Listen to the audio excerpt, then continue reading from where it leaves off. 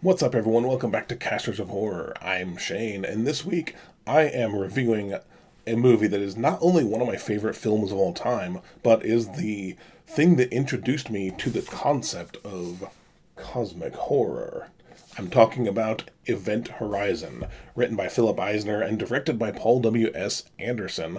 Event Horizon is a 1997 film, and I didn't actually see it the year it came out. It would be a few years before I saw it.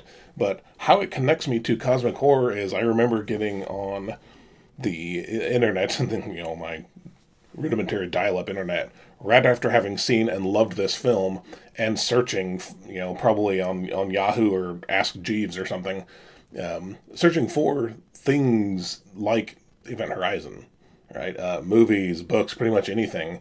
And that's how I stumbled across the name H.P. Lovecraft. Now, I had heard of H.P. Lovecraft before. I can't say for sure whether or not I had actually read any of his stuff, but basically, the things I stumbled into recommended him, obviously, and then a bunch of other things, and that is how I developed my love of cosmic horror. So, the film itself takes place in 2047, so 50 years set out from the time the film was released, and it is about a space crew that basically picks up a distress signal from a ship called Event Horizon, which had disappeared, I think, 7 years prior. Yeah. So it's a rescue vessel, and they come across this distress signal from Event Horizon. Event Horizon was supposed to be this big new technological leap, right? They were going to, I think the mission of the ship was to make it to Proxima Centauri. And of course, that's a long trip, so the ship had utilized this sort of new technology to get them there. Now, before we get too much further, I want to talk a bit about the cast. When I watched this again recently, it occurred to me what a stacked cast this is. Back then I didn't realize it. Now, 25 some years later, even actually more than that now, looking back now, I see, wow, this was a really stellar cast at the time. We have Lawrence Fishburne leading the cast as the captain. We've got Kathleen Quinlan, Jolie Richardson, Richard T. Jones, who is now in The Rookie. We've got Jack Noseworthy, Jason Isaacs, the wonderful Jason Isaacs, Sean Pertwee, who is just a phenomenal actor. I believe, actually, the last thing I saw him in was Gotham. He played a fantastic role in Gotham as the name escapes me. Alfred, right? Yeah.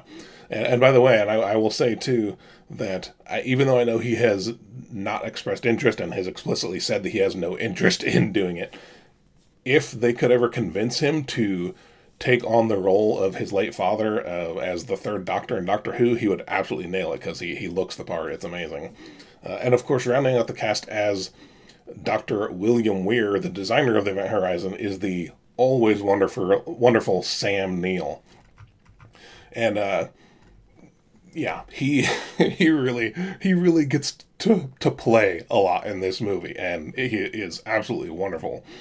So basically, Dr. Weir was the inventor of the Event Horizon. He invented the gravity drive that is going to propel this. And it's funny because in this film they even use that classic old, how to explain gravity drive, and he explains it by basically taking a piece of paper and folding it, and then like, the closest distance between 2 points is zero, right? So basically, the Event Horizon creates a black hole that folds space time or something, whatever.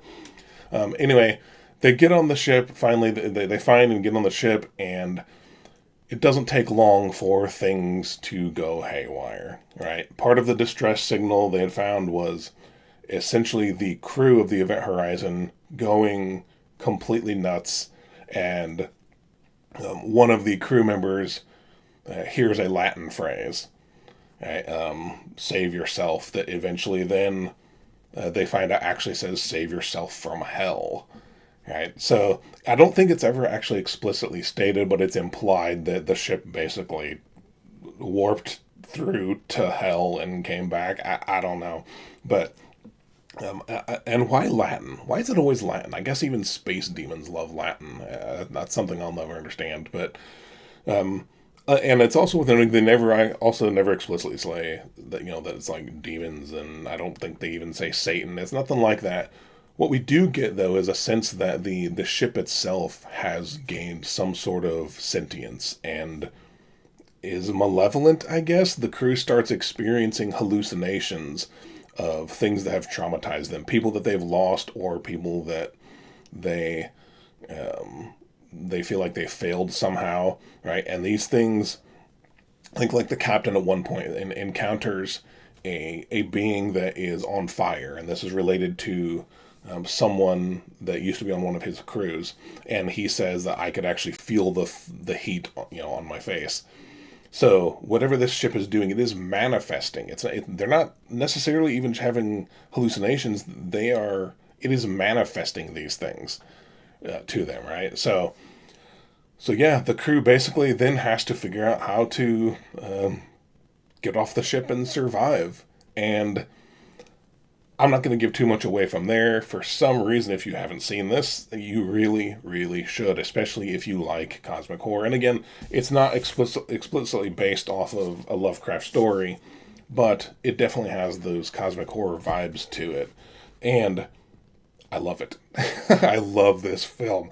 This was not only a critical disaster, but a box office bomb. I think it made back less than a quarter, or maybe, I think it made back less than half of its budget for its U.S. release, and then only like three-quarters of its budget over its international release. So the movie did not do well at all.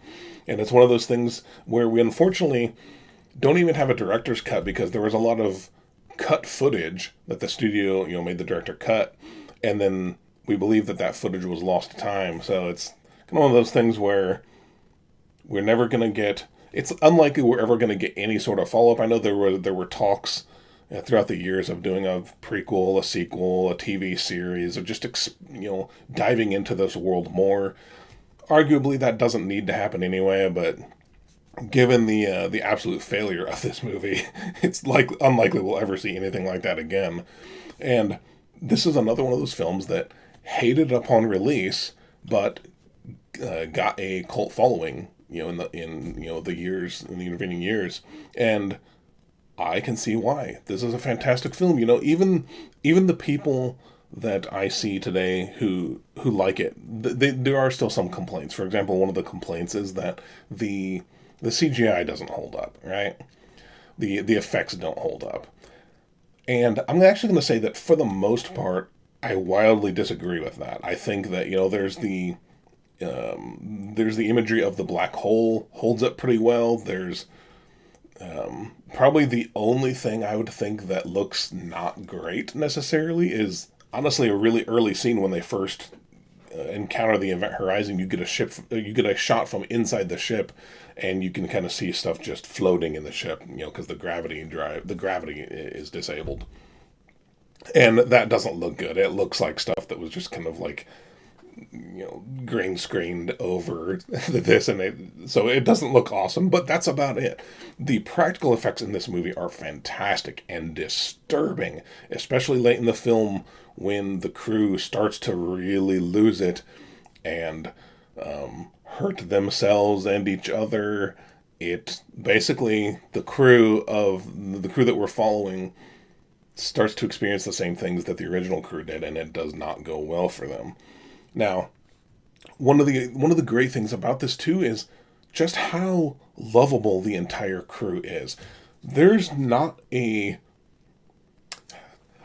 with the possible aside of Sam Neill's character, who the inventor of the Event Horizon, there's really not a character in this film that is unlikable. And even Sam Neill, he's passionate, and things take a dark turn, but I loved all the characters in this film, and it's a horror film, so they start getting picked off, and it's a shame. Every single time one of them goes, it's a bummer, because this is a cast, and a cast of characters that you connect with almost right away, right? So, really, really phenomenal job there. And there are scenes in this film that are so well done. There's this iconic scene of a body floating in front of a window, and I think that basically became the image that became most associated with this film. I'll probably put it in the thumbnail, honestly. And there's this other scene when the one of the characters is first going toward where the warp drive is, and it's this like hallway that is like turning, and it is so cool looking, right? And the whole aesthetic of the ship itself looks like something out of your nightmares, right? They've got room. There's the room with the warp drive in it has got like all these spikes in it for some crazy design reason. I don't know, but yeah, it feels like this whole film was a love letter to Lovecraftian horror, and I don't know really what Paul Anderson's influences necessarily were, but yeah, I think you could argue probably that like Alien is in there, but this is a phenomenal look at that sort of space cosmic horror. There is something else out there, and maybe we are better off not knowing what it is. And yeah, it plays with a trope that I've seen before where, kind of entering into another dimension or whatever is actually entering into hell, although again, not explicitly stated, but the whole, I mean, come on, um, you know, speaking in Latin thing, we all know that that's demons for some reason, so. But yeah, the sentient ship that is out to just destroy its crew and any crew that boards. I don't know. To me, this film will always be a classic. I have very little. I can't even, other than the one scene in the hallway where the CGI isn't great.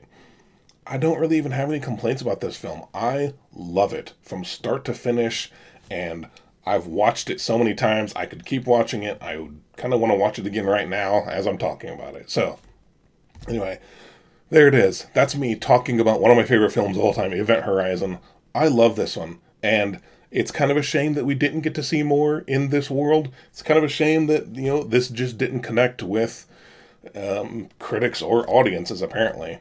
But since then, I think there are many great reasons why audiences have shifted and now love this movie. I think it's worth loving. It's one of my favorite films of all time. Event Horizon. Highly recommend checking it out if you have not seen it. 25-ish years old, but it holds up, in my opinion. So, yeah, check it out. Go watch it. Have you watched it? Let me know in the comments what you think. Are you a fan of Event Horizon as much as I am, or am I totally off base here? Spoiler alert, I'm not off base. This movie is awesome. So, anyway, hope you like this video. If you do, let us help us out by leaving us a like. And, yeah, leave us your thoughts in the comments. Helps out a great deal. Remember to hit that subscribe button. We'll be having more movie reviews and more every week now. And if you have a movie that you'd like us to consider checking out, then make sure to drop us a line at castersofhorror@gmail.com. Until next time, see ya.